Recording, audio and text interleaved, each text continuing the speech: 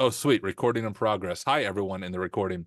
Last but not least, I will also do my best to keep my eye on the chat. So I have 3 monitors here and I'm looking at the chat over there. So as I'm going through these things, if there's something I'm missing, you want me to explain something more, I'm totally open to questions throughout the presentation. Also questions at the end. We can do more of an open AMA at the end. And I respect all your guys' time. So when I asked the organizers, how long is this? They said around an hour. So I'm going to keep this to 1 hour. If you want to hang around a little bit afterwards, that's fine. But I'll make sure we are done 1 hour or less is going to be my goal for all of you. Without any further ado, let me go ahead and share my screen. As much as I hate PowerPoints, I promise you this is not going to be death by PowerPoint, but I do have a few slides just to help keep things organized, and then we'll dive into some of the hands-on stuff. Let me do this, and hopefully it is sharing my screen. Can everyone see this okay? I'm going to Yes, we go with see it. yes. All right, sweet. I lost the chat. I don't know how to look at the chat and share my screen. Let me see if I can get that pulled up. Otherwise, y'all will just have to wait till the end before I see your chat. Let me do this. Yeah, okay, I can't see chat, so I'll just pretend like I know what you're saying. Otherwise, just like be brave and unmute yourself, and you can ask the question. I'll promise it won't be too scary. So first of all, if you can tell by my PowerPoint, I'm a cool hacker, so I made my entire PowerPoint in the Linux terminal. So you're welcome for that. I'm not creative enough to make actual PowerPoints. I suck at them, so this is how I make PowerPoints.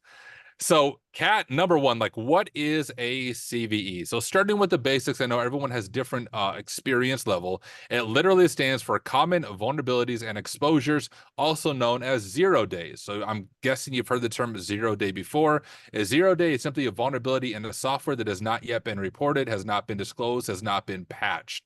And what security researchers do, like me or you, anyone can be a security researcher, is we dig into software and we try to find these 0 days or CVEs before the real bad people do. And when we find them, we report them, we get a CVE, and we help with some of the mitigation side of it. So when you discover and hunt for CVEs, it adds a lot to your resume that you have like found a 0 day. Here's the identifier. They can literally Google the CVE and find your information, but you're also adding a lot to the field at large. It's managed by MITRE. If you've ever heard of them, we're going to talk about them a little bit today, but MITRE is a nonprofit organization that does a lot more than just CVEs, but CVEs is one of the big things that they are known for. And the key aspects of a CVE is number one, identification. I'm sure all of you have seen this before. As soon as you start doing CTFs, this is one of the first things you look up, right? If you're on, let's say, a CMS and you see its version, 5.3, you often go to Google and you type CVE for this CMS, and you're looking at the CVEs, those unique identifiers for those vulnerabilities. And each one of these usually has a description saying, here is the vulnerability. And often the description will say how to exploit it as well. Very clear POC, this is how it can be exploited, which is why it's so important if you're on the blue team side of things and you're working on patching, that you're monitoring your system, you're monitoring new CVEs, and you're working on patching those as soon as possible without, of course, breaking things in prod. You have publishing. So after you have the description, you publish the CVE. We're going to talk about this in more detail a little bit later, but once you work with the vendor and everything is patched, you're able to publish the CVE. Oh, look, I also just figured out how to pull up my chat. Beautiful. Let me pull that over there. All right, got chat pulled up. Anyways, you publish it, and then that's when you get the number. You actually get a reserve status when you first report it. Then you publish it and you let MITRE know, hey, it's publicly disclosed now, and then they make it public themselves. But like I said, I'll go through that full process with you guys. And finally, mitigation. Each CVE will say, hey, here's how you mitigate it. Usually it's something really simple, saying you mitigate this by patching your software. Pretty obvious, but sometimes it's not that simple. Like when Log4j or Log4j came out, whatever you want to say, when that was going, there wasn't patches for every software yet, but there were often workarounds. And when you track CVEs, you'll see some type of mitigation in the CVE reporting. So overview of my CVEs, just like I'm not making this up. Here's one thing that drives me crazy about YouTubers and influencers, if you've ever followed me on YouTube, is a lot of people talk about things like CVEs or security research or pen testing, and yet like I've noticed many of them have never actually done it for a job. So just kind of a caution for all of you. If you're following people on YouTube and they're like, hey, here are the 3 steps to become an ethical hacker, like check their background to see if they've ever actually done this ever in their life. Same with CVE videos. I went on YouTube and I typed like, how do I find the CVE? And there were all these videos saying, here's what you can do. And yet the author of the videos did not find any CVEs themselves. So just be careful who you're taking information from. Just to give you a little bit of my credentials, I have, I think, 9 CVEs. 1, 2, 3, 4, 5, 6, 7, 8, 9. Yes. 9 CVEs. The main thing I want to talk about is these first 8. So these first 8 CVEs, I found all of these in a 2-week period, and actually have a video on YouTube. You can check it out with a little more detail called like how I found 8 CVEs in 2 weeks, and you can too. I shared before, my job is pen testing. So I'm a consultant, which means I work with external companies all over the United States, sometimes the world. Each week I'll be given some application and I'll dig into it and do pen testing. But also the cool thing about being a pen tester is you have some weeks where you're not assigned to a client, and those are research weeks. So I was paid to just do some security research, and that's how I found those 8 CVEs in an application called Silver Peas, which we'll go through more of that later. This last one is something in Go CMS. If you've never heard of Go CMS, you've probably used it before. It's a content management system, super popular. I don't remember what it was when I was looking at built with and the number of sites, but there was a bunch of them. Some big names are like Mozilla uses Go CMS, OpenAI uses Go CMS, Apple uses Go CMS, and that was one CVE that I found in that software. What was unique about this one is not only did I find the vulnerability, but I also patched the vulnerability myself. And I won't go to all the detail here. We can talk about this more later on.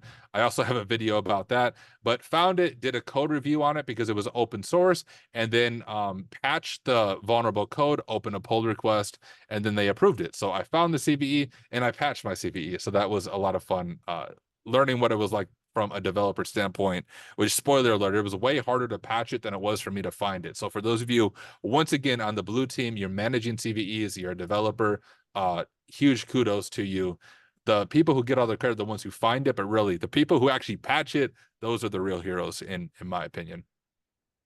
So how do we identify targets? That's a pretty important thing to look for, because what's often confusing between a CVE is people get CVEs and bug bounties confused.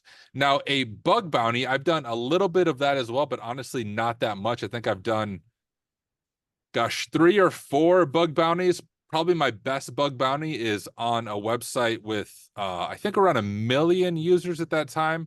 I was able to dump MFA codes and password hashes and one-time password reset tokens. So I had like website takeover because I could reset an admin's password token. I could grab their password token, then reset their MFA. But that was like a look. I just kind of stumbled across it. So I don't have a lot of experience doing bug bounty. Bug bounty is super saturated. So often when you're trying to get into the field, when it comes to pen testing, you'll hear people recommend doing bug bounty. That might be okay, but for anyone who's attempted to do bug bounty, you know that you can spend hours, days, weeks, months only to not find any bugs, or when you find a bug and you submit it, it says, hey, this bug's already been reported, this is a duplicate, and you don't get credit for it. So I would argue for your resume, not financially, but for your resume, once again, to really stand out, focus on CVEs, not bug bounties. Now, the difference is bug bounties are often in private websites, right? So you find a bug bounty in a website, the code is not open, so you're doing dynamic testing with something like Burp Suite, Cato, Zap, whatever you want to call it. Someone's talking. There we go. I think they got muted. Thank you, KevTech. I'm guessing the one who muted them.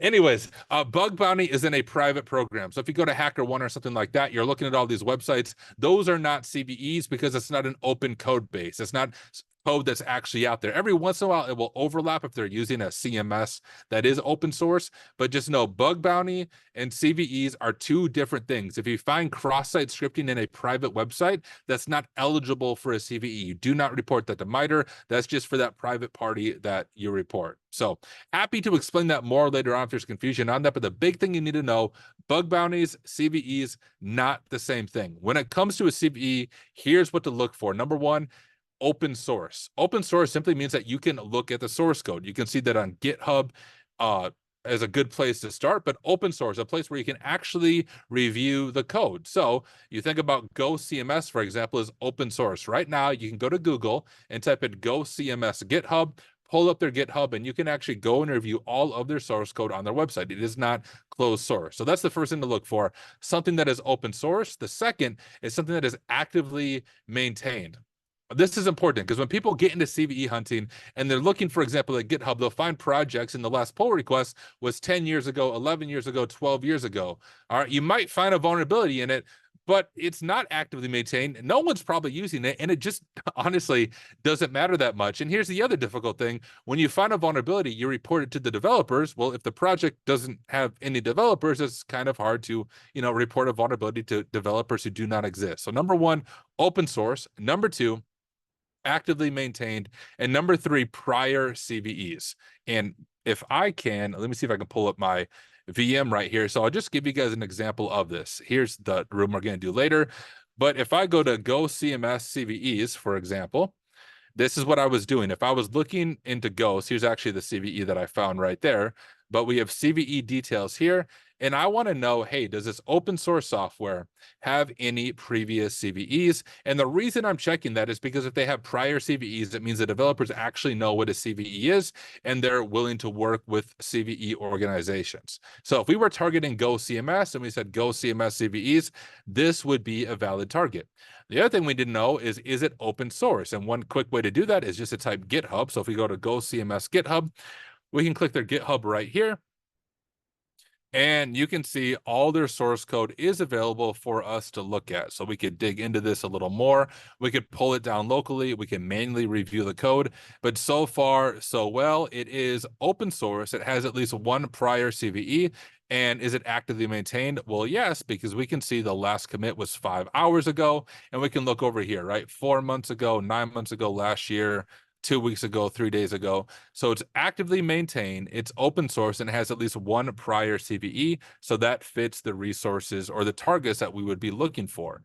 But then we need to answer the question is, where do we look? Because if I just say look at GitHub, that's super overwhelming for a few reasons. One, GitHub is massive, but two, it's difficult to set up a GitHub custom project if you don't know what you're doing. And let's be honest, most of us are good at Googling and ChatGPTing, but we're not developers. At least I'm not a developer. So if it takes true dev skills to stand up an environment, I'm not going to do it just because I don't have the time to dig into it. So what I would recommend is Docker Hub. And I'm curious, I'm going to pull up chat over here. Make sure I'm not missing anything in chat. Okay, sweet. I see some questions. I'll come back to you guys' questions. I'll make sure I scroll up and look at this. But in chat, let me know in chat if anyone's heard of Docker Hub. I'm just curious. Who's heard of Docker Hub? And then I'll show it to you as well. Let me get my VM pulled up here. And the other, all right, sweet, a few people. The other platform you may have heard of is VulnHub. All right.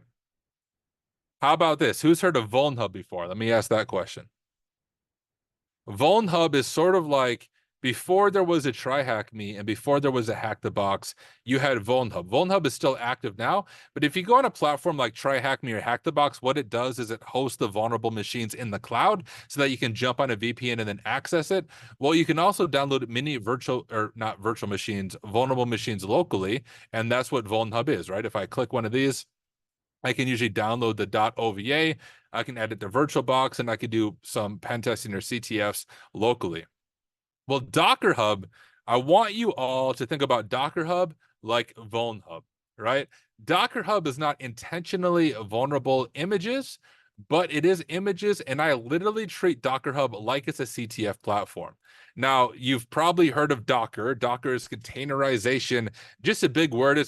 Docker is almost like a virtual machine inside of your virtual machine, or a virtual machine inside of your machine, depending on how you set it up. The nice thing about Docker is it's super easy to spin up new instances or new images or really new applications locally on your computer. Because one big thing to keep in mind is when it comes to CVEs or security research, you do not do your research on other people's websites. All right. That's important enough. I'm gonna say it twice. You do not do your security research on other people's websites. So I told you, like, Apple uses Go CMS, I believe, on their blog. Let me jump over to Apple. I'd have to double check, but I believe this is hosted, or the backend is Go CMS. If you're doing CVE hunting in Go CMS, you do not hack Apple unless you want to go to prison, right? That's your prerogative. That's your choice. But if you do hack Apple, do not say some guy named Tyler from YouTube told me to do it, because I'm not telling you to do it. When it comes to security research, you always spin it up locally. You're not attacking other companies. John B. Tyler sent us. No, you're not attacking real companies' infrastructure, because you will go to prison for that. The cool thing, though, is you spin it up locally. So you're only attacking your own applications. It's run locally on your computer. You're not actually hacking other organizations. But Docker Hub. So if I go back to VulnHub, VulnHub is vulnerable by design. Stupid freaking Zoom window. I know you guys can't see it, but it's a dumb Zoom thing at the top of my screen. VulnHub is all these virtual machines that are CTFs. Docker Hub is also kind of like virtual machines that I treat like CTFs. And here's what I mean. When it comes to hunting through this, Docker Hub is the best place to go. And if you're taking notes, this would be one thing to pay attention to. The way I do this is I'll go to like Docker official image, because then we know it's likely actively maintained and it has a bunch of downloads. It's actually how I found Silverpeas. You can see like Postgres, you've all heard of that, MySQL, 1 billion downloads. I should do like verified publisher as well. And then I'll go through here and I'll look at some that are lesser known, because if we go up here, let me zoom in so you guys see my screen okay. Maybe you'll find something in Postgres or Memcache or BusyBox, but reality is these are massive applications a lot of people are looking at who are smarter than me, probably smarter than you. Maybe you're smarter than me, I have no idea, but way smarter than me. And I know, like, if they didn't find the CVE in PostgreSQL, I'm probably not going to find the CVE there. So what I do is I just kind of scroll through, and I'll go to ones that I maybe haven't heard of as much. We'll go to like the third page and take a look at these. So now we're no longer at 1 billion, we're at 100 million downloads. So we could dive into some of these, spin them up locally. But the other thing I like to do is, one thing that's notorious for vulnerabilities are like content management systems. You've heard all about the WordPress plugins and all the vulnerabilities with that. So we can search Docker Hub and we can say like, hey, I want to see any CMSs. So here's a CMS with 5 million downloads. Looks like it's actively maintained, called Backdrop. We have a few of these other ones in here that might be worth digging into and doing some hunting on those. Oh, Volhub, I don't even know what that is. TikiWiki, and doing some research on these. And once you identify one, so if we wanted to do, actually, I'll just pull up Silverpeas because that's the one that I did my research on. So Silverpeas, when I found Silverpeas, this is what I noticed. I noticed it has 1 million downloads, so it means a lot of people actually use it. It's actively maintained. It was last updated 19 days ago. And when I clicked into Silverpeas, I just did a little bit of reading about what it is, and it is a CMS, or a content management system. You can see it here. It's a collaborative and social networking portal built to facilitate blah, blah, blah, blah.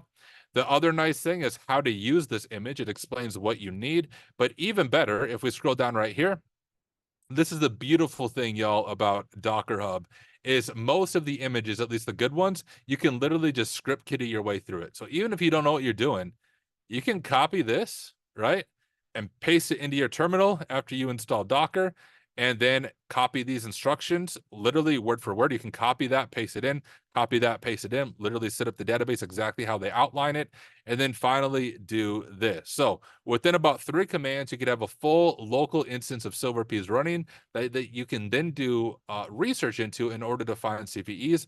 And this is exactly what I did. I spun it up locally, and then I dug into it myself. I'm gonna look over at chat. Anyone have any questions on Docker Hub, how to use Docker Hub?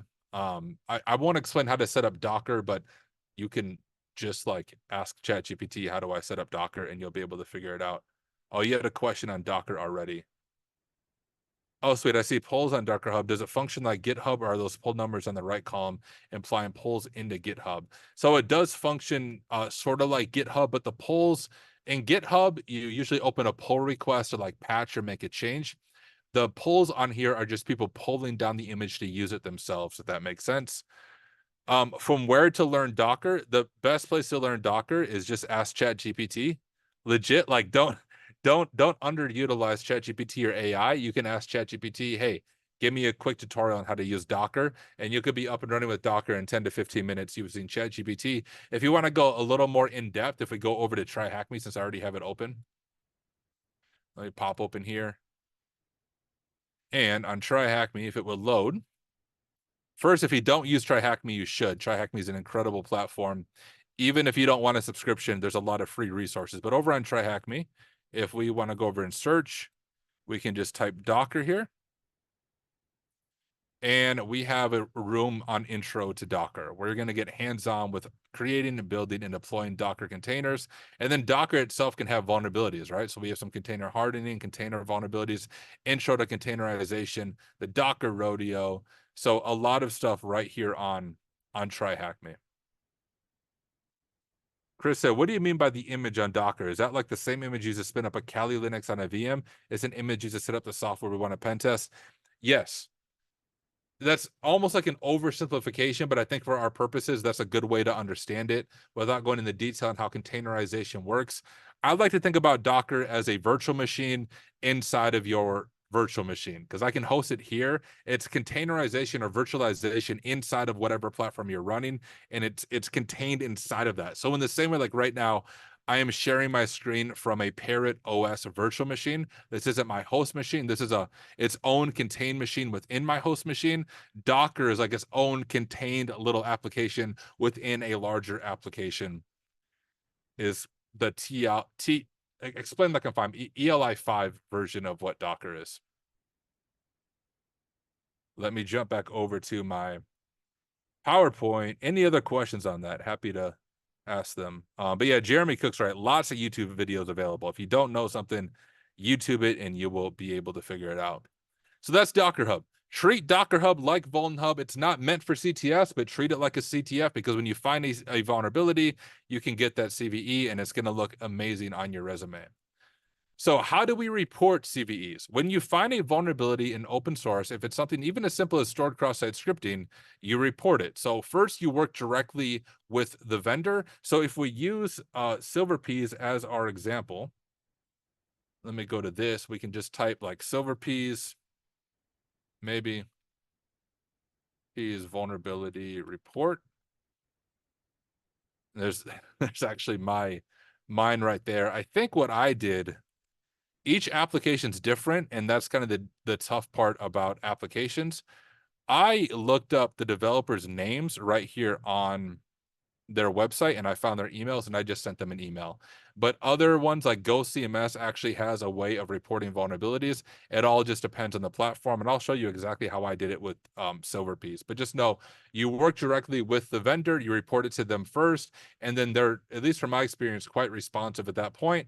Once the vendor responds to you and acknowledges the vulnerability and that they're going to work on a patch, you then file the CVE with MITRE, and I'll show you the form that you use to file that CVE.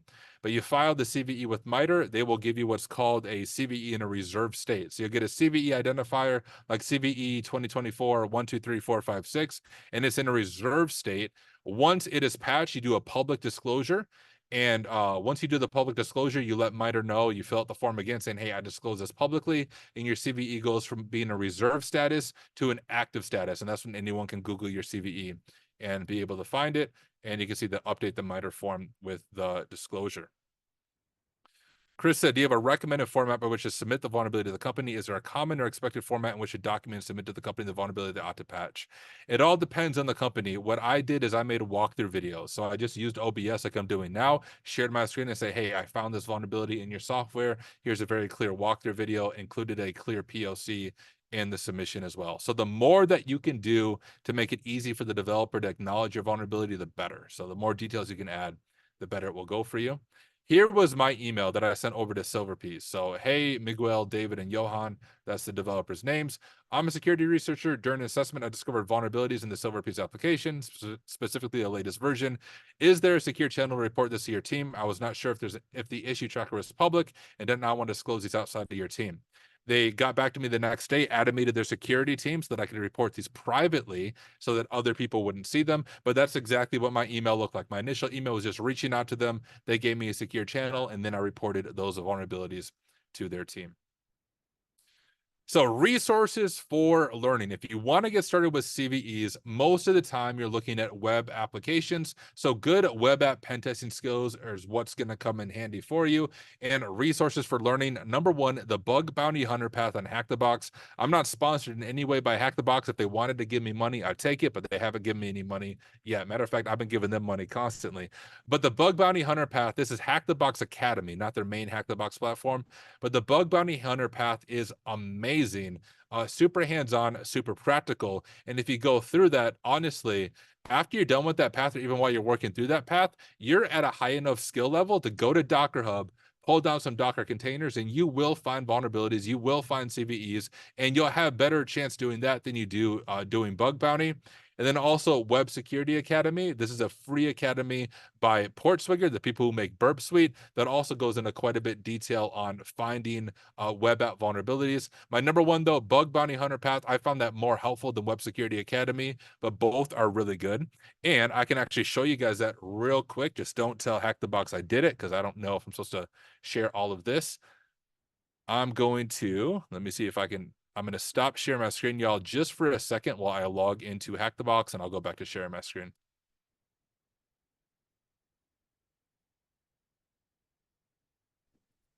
All right, I'm on. Let me go ahead and share my screen again. Okay.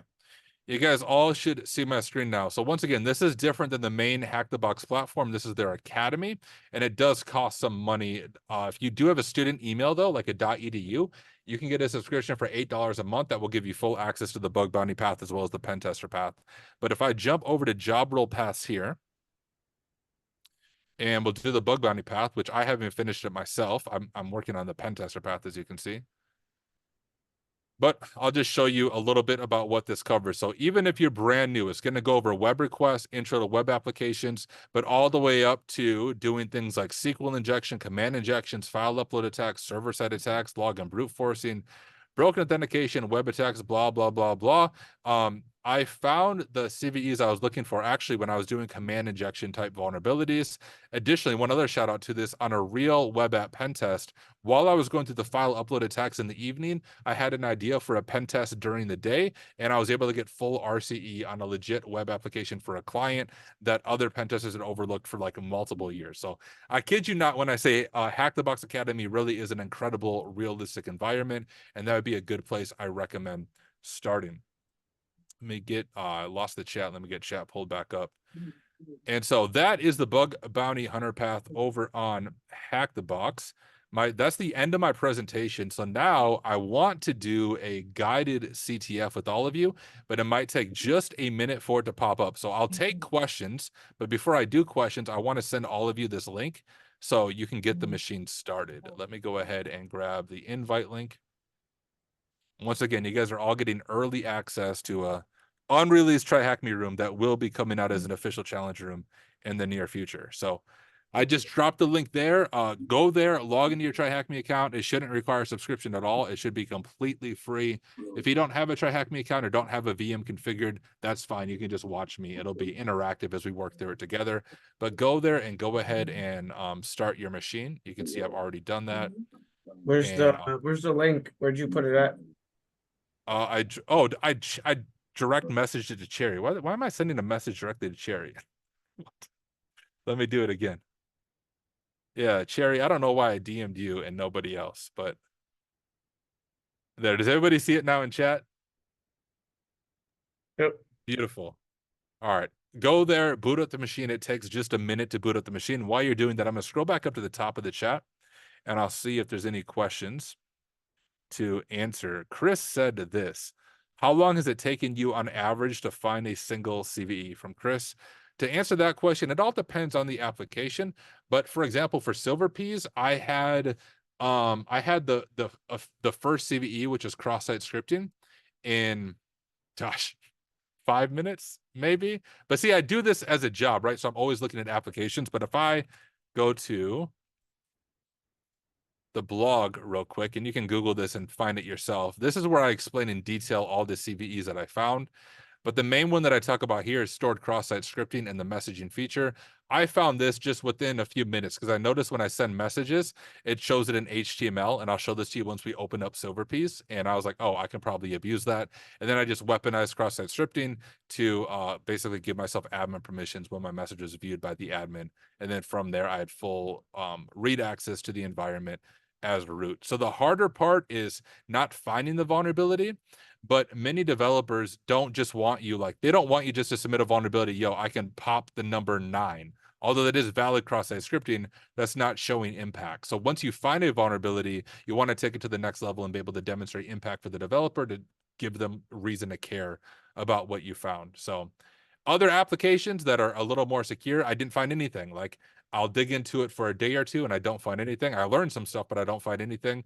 But usually, if I really give dedicated time, maybe at the most in a week, I could find some type of CVE or vulnerability. Question 2, how long on average might it take for an organization to agree to let you claim or publish the CVE? Rumor has it some companies won't let us go public even if they patch it. They don't have a choice. If it's open source, you can go public once they patch it. Like, they can't tell you no. Now, if they're a private source company, they can. That's the difference. Open source, they can't tell you no, don't disclose it, because, like, no, screw you. Like, it's open source. I can throw it on Twitter right now, look bad, and I might get in a little bit of trouble, but it's open source. It's a whole thing about open source. As far as how long does it take to patch it, depends on the vendor. Silverpiece was really quick. They had it patched, and I had my CVEs in like a week. Go CMS pissed me off because they told me we don't see this as a valid vector. And I was like, yo, I just showed you how I can elevate my privileges in your platform. And that's why I patched it myself, because they weren't going to patch it. But our policy at Rhino is we do not release 0 days without a patch being available, which is why I patched their own software for them. And then after I published it, they then thanked me, and then they approved my pull request and approved my patch and then acknowledged the vulnerability. So it all depends on the vendor. Sometimes you have to be annoying, but if you can, you guys have to remember these open source projects are often maintained by developers or people who do it as a side gig. If you can look over the code and at least suggest a fix, it'll help the CVE process go faster for you, and you'll learn a lot more from them. Let me scroll back down. All right, Nate said, I'm expecting to hear back from my first vulnerability disclosure, not CV, tomorrow. How would I go about listing on my resume or letting potential employers know? So if that's a bug bounty, if you're at least able to report the company, so like, hey, I found a bug in Apple, usually companies on bug bounty programs are totally okay with that. And that's what I would say. I would list the severity. So let's say I found a 7.0, CVSS score severity. I would put that on my resume. I found this CVE, or not this CVE, this vulnerability in a company. Okay. So I'm hoping you all had a chance to launch this machine. Whoops, I lost the chat again. There we go. Got chat pulled back up. Hopefully you had a chance to launch this machine. And what we're going to do is I'll give you kind of a guide on how we go about doing this. I am going to skip a few of the steps, but the first thing I need you to do is read because I have a hint in here, right? So think you got what it takes to outsmart the HackSmart security team, blah, blah. I'm going to jump down to here. Beware, this won't be a walk in the digital park. HackSmarter Security has fortified the server against common attacks, and their password policy requires passwords that have not been breached. They check it against the Rocky.txt word list. That's how cool they are. So that's a hint. It will come back up in the CTF right there. Cool will be a hint. The hacking gauntlet has been thrown, blah, blah, blah, blah.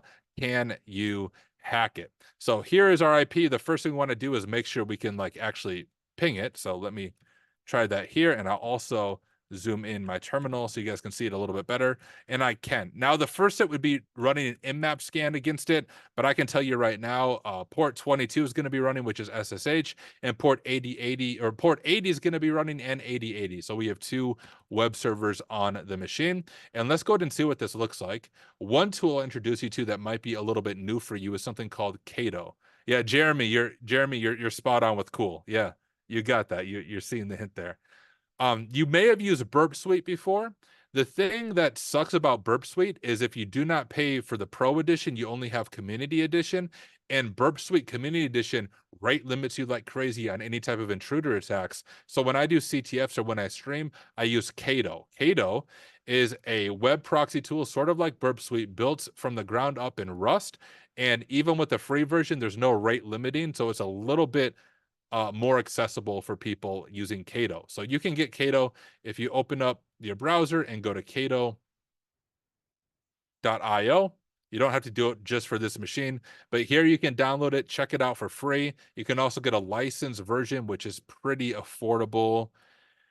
It looks like Pro is $200 for a year. I think Burp Suite Pro is like $500 a year, so a lot more affordable. Even with Basic, you have all of this stuff and no rate limiting on things. So if the rate limiting of Burp makes you mad like it makes me mad, check out Cato. I'm going to go ahead and create a new project, and we will call it Silver Platter, and we will hit create. Yeah, so Chris, it's a web proxy auditing tool. So like Burp Suite or OWASP's app. So it is like a pen testing tool.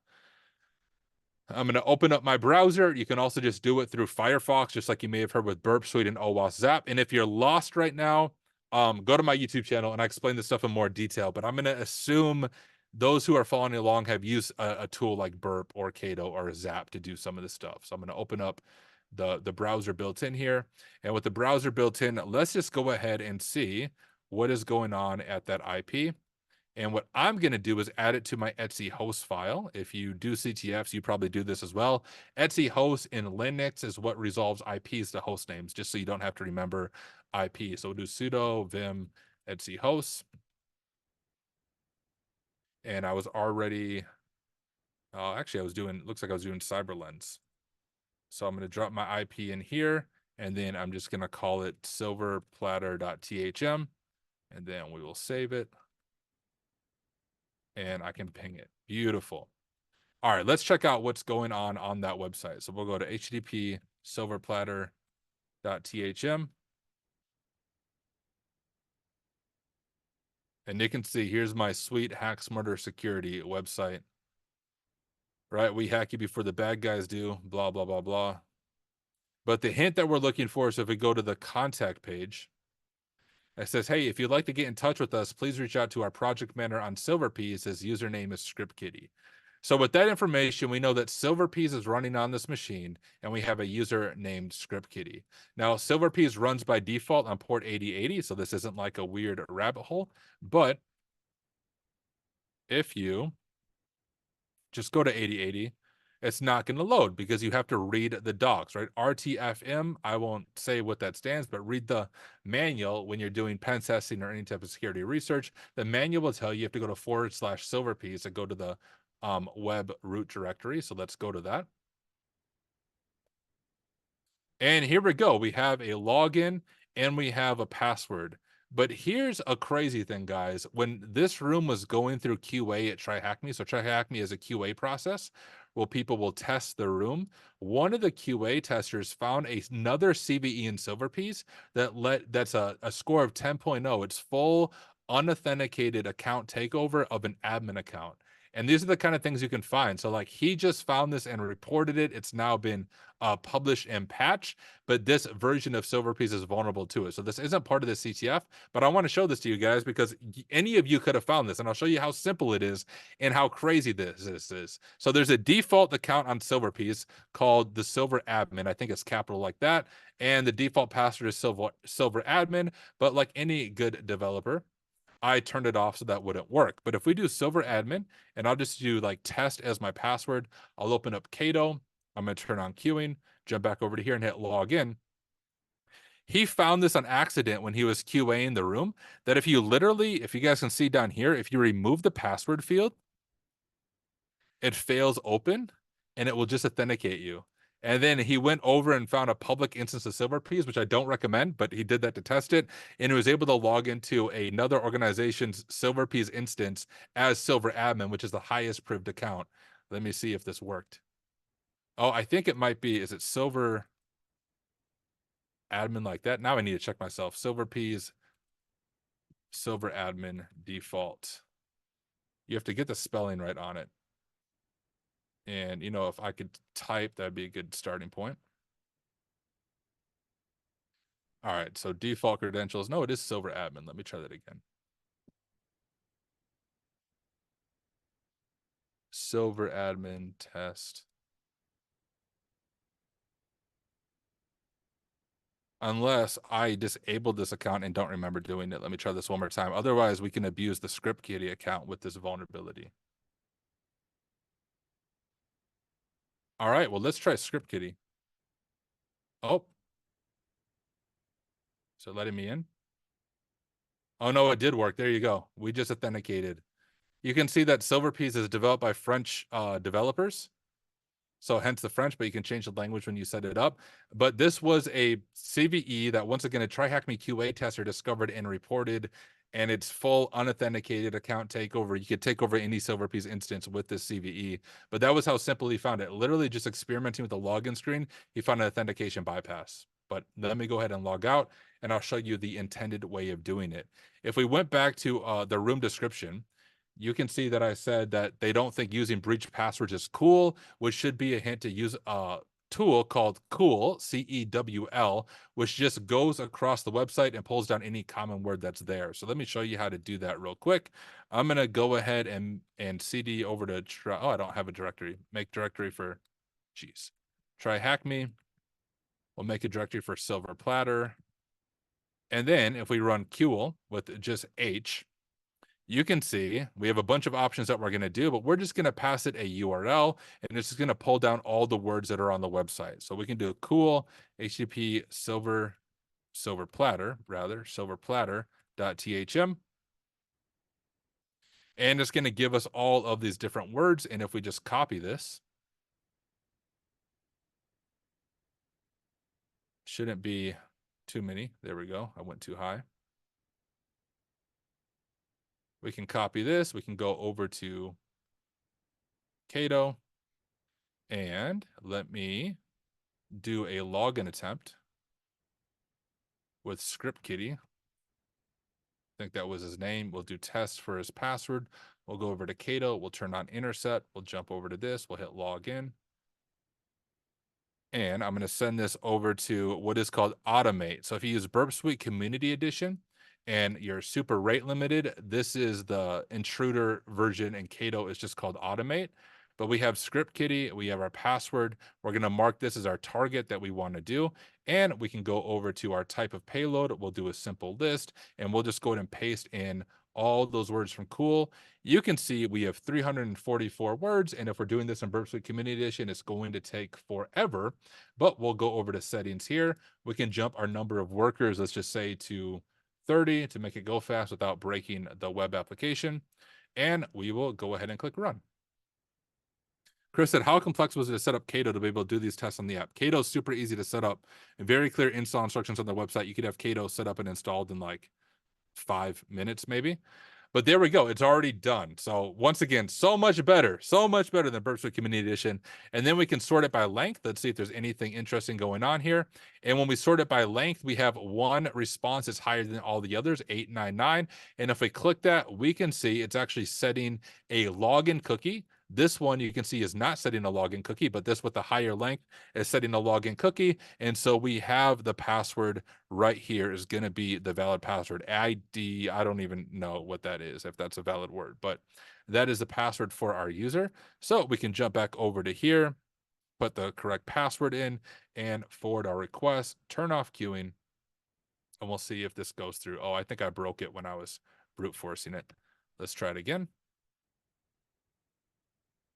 So we'll do Script Kitty, and then our password from our Cato Automate attack is right here.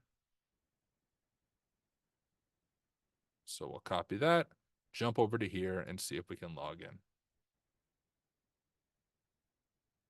Boom, and we are authenticated to the application. You can see it is now in English, and I'll show you I found 8 CVEs in this application, and time does not permit me to show you all of them, but I'll show you the one I set up for this CTF, and this is one I discovered in the real world, but I want to see if you guys will see this before I say what it is.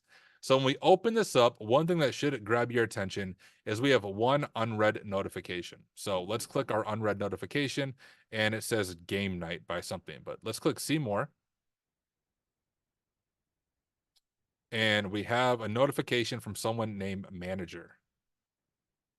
So looking at this URL, what stands out to you that might be able to be abused? Yep, Matt, you're on point. So guys, once again, I'm just showing you guys, you could have found this. If y'all would have pulled up Silverpiece before I did, you all would have found this and been able to abuse it. You're spot on. It's IDOR, indirect object reference.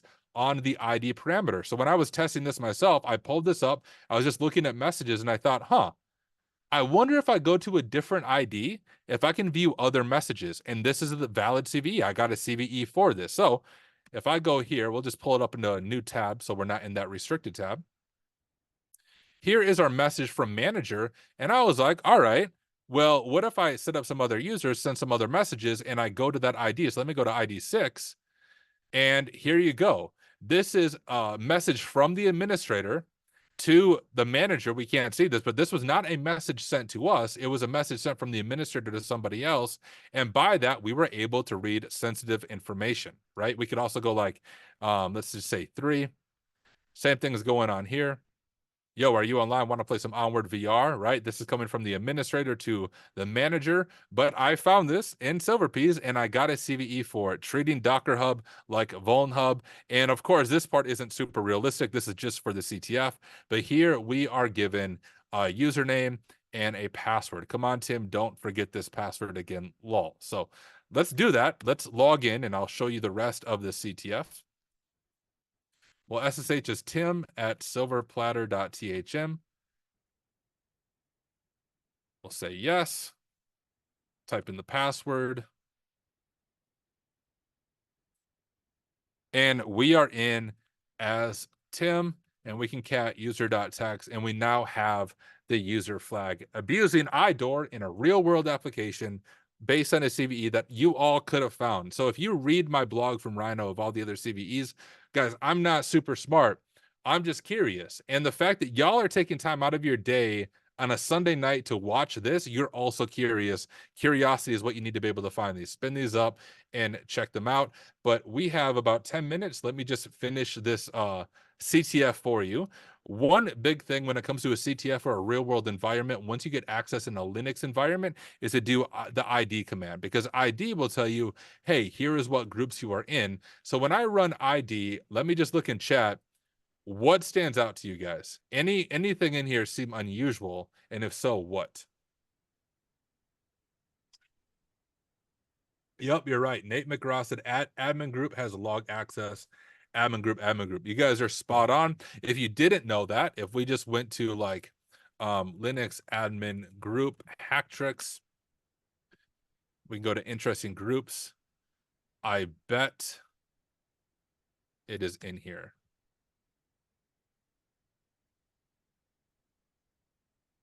Let's see, interesting groups, wheel group, shadow group, admin group. Usually members of the group admin have permissions to read log files located inside of var log. Therefore, if you have a compromised user inside this group, you should definitely take a look to the log. So guys, when I make CTFs, I don't like making them puzzles. It's quite straightforward if you know what you are looking for. But let's do that. So cd to var/log. But look at this. Like we have a bunch of logs. You probably don't want to go through each one of these one by one. But there's this incredible Linux tool called grep that will do that for you. So we can type grep and then I, which means ignore case sensitivity, so case insensitivity, and R, which means recursive search, which means, hey, search through all of these files and all the subfiles for what I'm going to send you. And what I want to find is the word password. We'll make it simple because Hacktrick says we might be able to find passwords. So let's do that and see what information we are able to find. You can see we have some password requests on auth.log. Well, we have some cryptid password thing here, some hash. We'll keep scrolling and see if there's anything else that stands out to us. And something does stand out to us if you're following this, is we have a command going on here, and you can actually see this is from when I set up the Docker container. Very real world, that when someone sets up a Docker container, if they don't do it carefully, they might pass sensitive information on the command line, because actually if you follow the instructions for Silverpeas, that's what it tells you to do when you set up your database. And we can see, looking at this, we have a database named Silverpeas, a database user Silverpeas, and we have a database password right here. Now, if we cat etc password to see what other users are on this machine, you can see we have just a couple of users with bin bash, which means a login shells. We have Tim and we have Tyler. And what you'll often encounter in the real world is password reuse, because people don't like remembering more than one password, especially when it's like SSH access. Maybe they don't have a password manager set up. So let's switch over to the Tyler user and let's use the password that we just discovered. And that gives us access to me. You are now in my account. Welcome. And because me is Tyler, I like to have permission to do anything I want. If we check sudo L to list our sudo permissions, type in our password again, we have all permissions. We can very simply sudo su. We are now the root user, and we can grab the root flag, and then we completed the CTF. So you all have access to this now. The other thing that you can do that's fun is I also gave you access to CVEs. Now, this is an older version of CVEs, but hey, do some bug hunting even on this version, because if you find something, it's probably eligible for a CVE. The one thing I'll tell you guys when it came to CVEs is I found more vulnerabilities than I reported, but I kid you not, I got sick of reporting them, and I don't remember which ones I found. So there are more vulnerabilities in CVEs that y'all could do some hunting into tonight, and you may find a vulnerability. And if you do, reach out to me, DM me on Discord, DM me on LinkedIn. Would be more than happy to walk you through the CVE reporting process with CVEs, and you'll be able to check it out. Looking over at chat real quick. How realistic is this part of the CTF? Finding SSH credentials being shared in CVEs, I don't know how realistic that is, but being able to find a password that's hard-coded on the command line from a Docker container is quite realistic.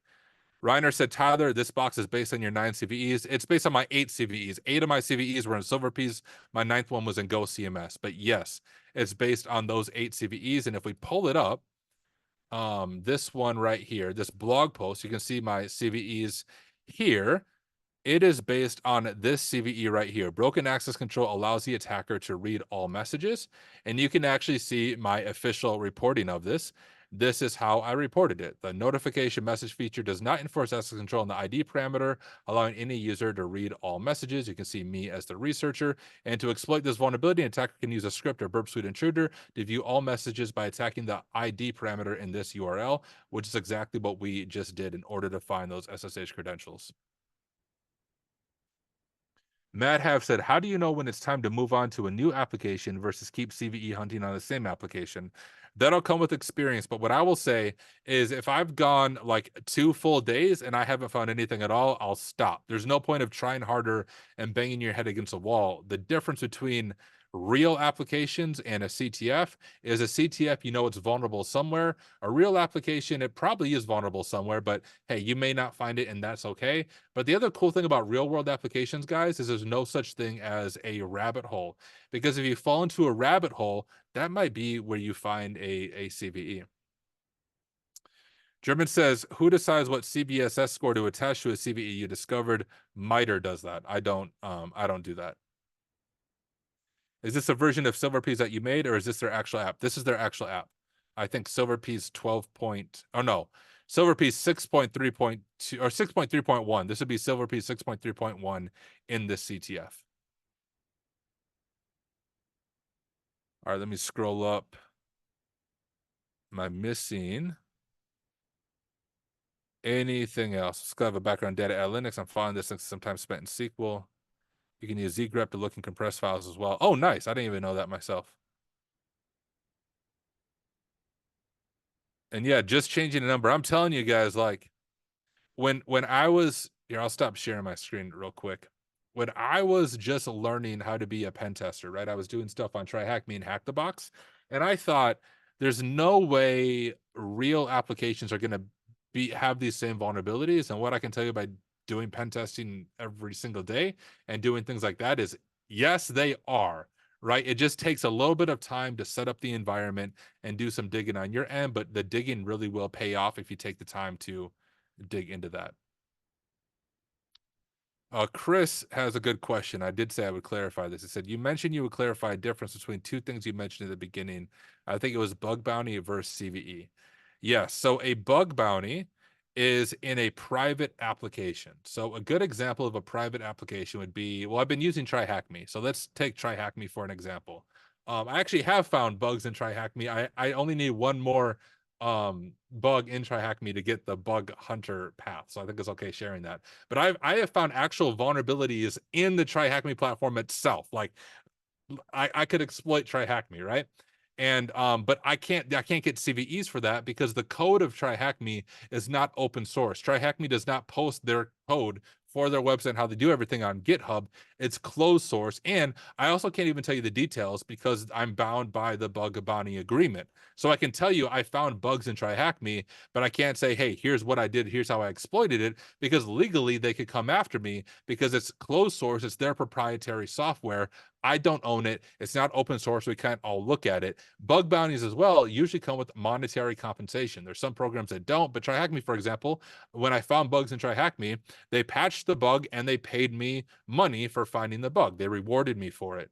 A CVE, on the other hand, once again, open source most of the time, like all of the time, open source software, not private. So something you can actually view on GitHub. And generally speaking, you're not going to get paid. You're not going to be paid a bounty by finding the vulnerability, but you are going to get a CVE, which long term is more important than a bug because now you have a CVE identifier connected to your name. So that's my shorter explanation of it. Otherwise, like, use ChatGPT, ask ChatGPT, yo, GPT, bro, what's the difference between CVE and a bug bounty? And you'll get even a probably a better answer. But that's from my experience. Hi, Tyler. Where can we view the screen recording? I have no idea. KevTech, where can people view the screen recording? Yeah, so it's gonna be on the Raices New York chapter group that we created on LinkedIn. It should be available there. Perfect. Do you ever get stuck on TryHackMe or Hack the Box boxes, and what do you do when that happens? Yes, all the time. And what I do when it happens is I yell at my computer and get frustrated. So like, guys, if you don't follow me on YouTube, here, let me share. I'll share my screen one more time, and then we are gonna sign off too because I told you guys I would get you out of here in an hour. But if you do not follow me on YouTube, quick self promotion for myself: YouTube.com, Tyler Ramsbey. What's probably different about me than a lot of content creators who do this stuff is, first, I can make rap songs. So if you haven't heard Black Hoodie on, you need to listen to Black Hoodie on. But I go through machines, but I don't prep them ahead of time. So when you watch someone go through a CTF, generally what they do is they go through the entire machine. They stumble through it for 4 hours, but they only show you the 15 minutes where they wrote out all the steps on how they solve the machine. What I do is I just open up a machine live on the spot and I share my full methodology. So I share my note-taking process. I share the way I'm thinking through it. Oh, get out of here, Silver Peas. And show you my frustrations too when I get stuck. Like, there's been machines where I'm just like, all right, I'm done. I don't know the way over. And that's totally okay. CTFs, pen testing aren't a one-to-one ratio because of the silly puzzles that can sometimes go into CTF. So if you get stuck on TryHackMe and Hack the Box, that doesn't mean you can't be a pen tester. I get stuck all the time on them on stream, and I've been a pen tester now for almost 2 years, and I found some crazy vulnerabilities and CVEs, and I still get stuck on like easy hack the box machines. So it doesn't mean you're a bad hacker, doesn't mean it's a bad career for you. Just watch people who work through it live, and I think you'll feel a little bit better about yourself. We all make the same mistakes, just few of us are confident enough to show those mistakes. All right, looks like people have been subscribing over to, well, to my YouTube, but also the Raices Cyber Discord just got posted in chat. So make sure you guys go join over there. And yeah, there's my LinkedIn as well. Thank you, Cherry, for sharing. Appreciate that. Stop sharing my screen again. Guys, it is, believe it or not, 9:30. It has been 1 hour. I'll hang around just a little bit, but I do want to give another little self-promotion. If any of you watch Simply Cyber, the daily cyber threat briefing by Jerry on, well, every morning, I am guest hosting that tomorrow morning, early in the morning, as well as Wednesday. So I will be the Simply Cyber host tomorrow morning. So be there. I'll be going through it for the first time. I'll probably stumble my way through it, mess up, but it's all good. We are going to do it together. So just know tomorrow morning, 8 a.m. I think it's 8 a.m. Eastern time, which is 7 a.m. Central time, which is where I'm at. That is when that daily threat brief is going. But I will be Jerry tomorrow and Wednesday. So make sure you guys come and hang out and join the Simply Cyber crew over in chat. Jennifer said, how long do we have access to this room? You said it was early access, as long as you want. You won't lose access to it. Just the only thing I ask, guys, so I don't get in trouble with TryHackMe, when this machine drops officially on TryHackMe, don't like get the root flag immediately because Try Hack Me be like, yo, Tyler, what are you doing with your life? I did tell them I was going to share this, but they don't want people to like get early access to a room, and then as soon as a room drops, get like the root flag in 1 minute, because that's cheating. So, but you guys have access to that room for life. Feel free to dig around, look for unintended pass. That room is yours. It is my gift. It is free. Enjoy it. And Try Hack Me has a bunch of boxes in review, so I don't know when it will come out for sure, but it is completely done with QA, so it will be an official challenge machine on Try Hack Me. I have a few other challenge machines on Try Hack Me. One is called CyberLens, and one is called Hack Smarter. Those have already been released. So if you just go to Try Hack Me and search for CyberLens or Hack Smarter, those are rooms created by me. You can also try those out, also completely free on the Try Hack Me platform. All right. Should we wait to root until it's officially been released? No, you can root it now. That's fine. So what will happen is when it's released, they just reset the scoreboard. So feel free to put in the flags now. That's not going to break anything. That's fine. Anyone have any other questions? Otherwise, feel free to sign off. It is 9:30. Didn't want to keep you past an hour, but I'll hang around, another 10 minutes if people have questions. All right, just a newbie question. How do you proceed to make a CTF or try Hack Me Room? We should do a workshop on that sometime, but the way I did it is I based it on some of my own research. So if you go to my rooms, each one of my rooms are based on research either I have done or my team Rhino Security Labs has done. CyberLens is based on Apache Tika exploit that someone on our team found.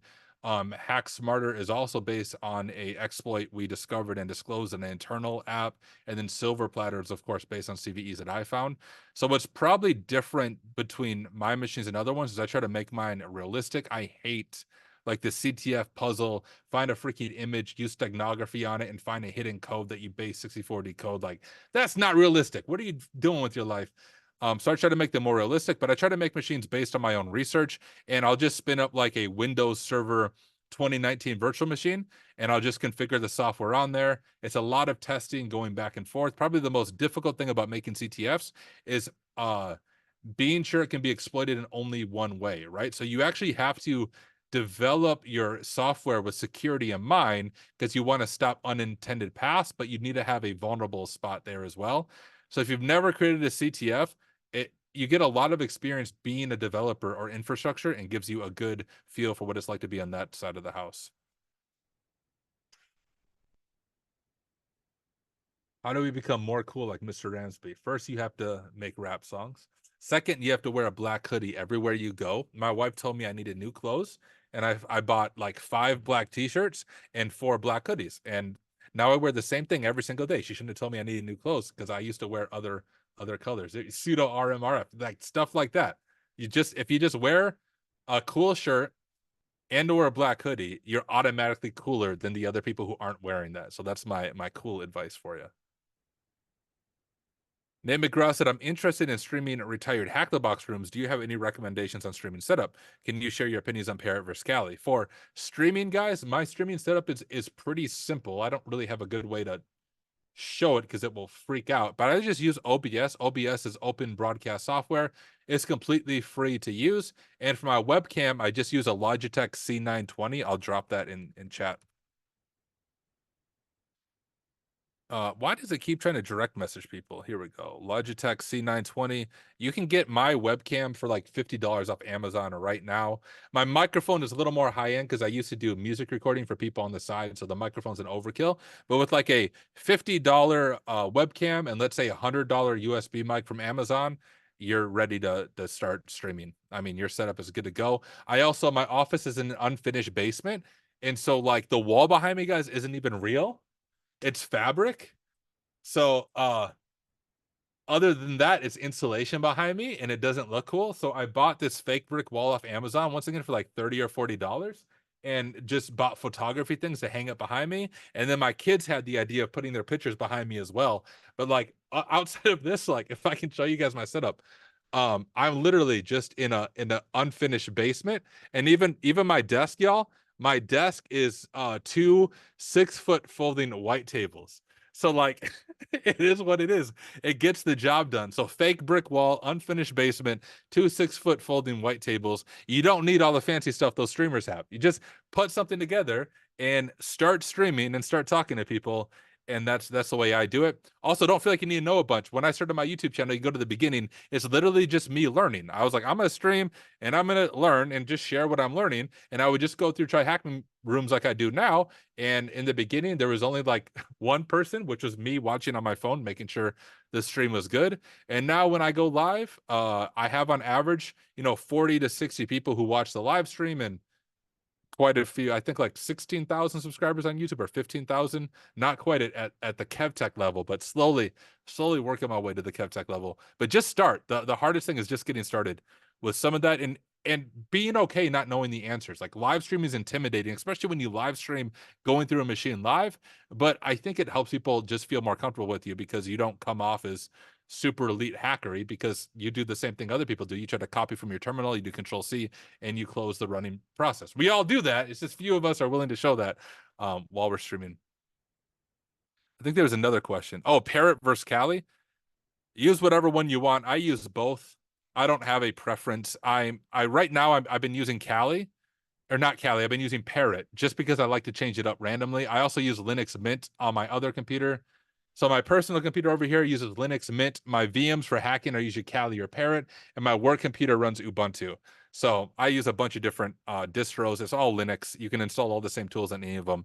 It doesn't matter which one you use. It's just some of those distros make it a little more convenient for you. All right, Fred said, prior to pen testing, what were you doing and where can one start to transition in pen testing? So I'll just direct you to my YouTube channel on that because I just released a video about that. TLDR, I was actually a pastor in a church for 10 years, and I've only been in IT, guys, for like 3 years, 4 years maybe. I haven't been in IT long. I landed my first full-time IT job in 2021 at IT support level 1. Went from that to IT support manager, went from that to a senior analyst role at a bank on the blue team side, and went from that to a pen tester role. But just grinded it out, guys. Like I knocked out a bachelor's degree in 7 months through WGU. I got all those main certs, got my OSCP on my first attempt, and it was all just studying. And if you follow me on YouTube, you know this. Uh, I'm constantly streaming, constantly learning, constantly studying. So it's been a grind, but I enjoy it. But yeah, haven't been doing it long, but it works. I'm also in rural South Dakota, which isn't really a place known for technology. Like there's more cows around me than people. And I work for a company in Seattle. I'm fully remote. So that's the other thing that's possible. Even if you live in a rural community, my town has a population of 1,000 people. You can still land a job as a pen tester. It is definitely possible. Yeah, the wall fooled a bunch of people. That's the goal, guys. If you saw the wall in real life, you can tell it's not real, but the camera makes it look real. I don't know why. In real life, it's all wrinkly and stuff and wavy, but on camera, it looks legit. Is it better to start with defensive or offensive roles when entering the cybersecurity industry? Probably defensive, just because it's easier to get a role on the blue team side of it. And guys, the other thing, blue team pays better, at least in my opinion. I took a pay cut when I became a pen tester, but I think it's more fun. But I got paid more on the blue team. And actually, when I took the pen testing role, I had an offer to be a senior analyst at another organization at about $140,000 a year. And so if you do the math, I took a $50,000 pay cut to become a pen tester because I like pen testing. But like again, I live in rural South Dakota and I use 2 6-foot folding tables for my desk and a fake brick wall and unfinished basement. I don't spend a bunch of money. I don't need that much money. When I was a pastor, I was making about $40,000 a year and was fine. And I make way more than that now, but have not increased my standard of living. I live the same way. I just try to be a little more generous with what I have. But all the videos on YouTube, I don't need to preach y'all. You can watch it on YouTube if you're interested in more. All right, I'll answer a few more questions, but we should probably sign off, y'all. I gotta go to bed and wake up super early for Simply Cyber. But Chris said, "Are we going to get booted from Try Hack Me if we stream us going through the live rooms?" No. That's the nice thing about Try Hack Me. You cannot stream Hack the Box active rooms, but you can stream any Try Hack Me rooms. Just don't stream Silver Platter because that hasn't been released yet. But all the other rooms are fair game. Thomas, I'm starting to stream. I don't know when to schedule it, dude. Just whenever you feel like it. If you can be consistent, awesome. My consistency is Wednesday nights. I say I stream, that's my set day, but I usually jump on like 3 to 4 times a week, just whenever I feel like it. Okay. I know there's a few other questions, guys, but I am gonna officially end the event if that's the thing. But I will say this. I'm quite responsive on Discord, so if you are not part of Hack Smarter, let me drop the link here, hacksmarter.org. If you go to hacksmarter.org, you can get to the Discord link. We also do donate what you can coaching. So there's a bunch of people who work in pen testing and blue team and IT, and we do one-on-one coaching. What's different probably about us is we don't charge for it. We just ask you to donate to a nonprofit of your choice. So even if you can only afford donating $1, that's fine. You can get a one-on-one session with me or another member of our team, and we'll sit down with you one-on-one and help with a resume, mock interview, CTF, pen test, honestly, whatever you need help with, not as a way to get money off of you, but as a way of giving back. So join Hack Smarter, tag me on there, send me a DM. On LinkedIn, guys, I have like right now over 2,000 requests and invitations. I try to like hack LinkedIn and use JavaScript to auto accept all the invitations, and then LinkedIn rate limited me and like blocked me from the website for like 10 minutes. And I'm not going to manually go through and accept all those invites. But here's the thing: if you send me an invite on LinkedIn, just DM me on Discord as well with your LinkedIn profile, and then I will accept it. But if you just send me a cold request on LinkedIn, I'm not going to accept it just because I have too many. But send me a request on LinkedIn and then DM me on Discord and I'll accept it. Just to talk to me though, DM me on Discord. I that's the only platform I keep track of. So if you message me on Discord, I will get back to you. If you message me on LinkedIn, I'm probably not going to get back to you, but Discord is the best way to catch me. Well, y'all, thank you for hanging out with me. I really do appreciate it. Thank you, Kev Tech, and the entire team here for the opportunity. I don't know if there's a closing segment to it, but maybe Kev Tech, I'll just turn it over to you if you want to sign us out. Don't know if you have any closing words of wisdom for us all. Yeah, Tyler, thank you for being here. I greatly appreciate it. If you ever want to come back again, feel free, let me know. Thanks again for sharing your information and sharing your knowledge and just being able to break it down to people that are super non-technical. So like it was very, I could definitely understand it. So it's really good. We all appreciate it. The recording will be on our page. And guys, don't forget to follow Tyler. Don't forget to follow him. Go to his Discord. I'm on his Discord. I'm quietly in there, but I'm on his Discord and they do a lot of awesome stuff. So definitely follow him and follow his Discord and add him on LinkedIn and reach out to him. And that's it, guys. I'm gonna close this out. Thank you, Tyler, and I hope everyone has a great week, a great Sunday, and take care, guys. Cool. Thank you, guys. See ya. All right.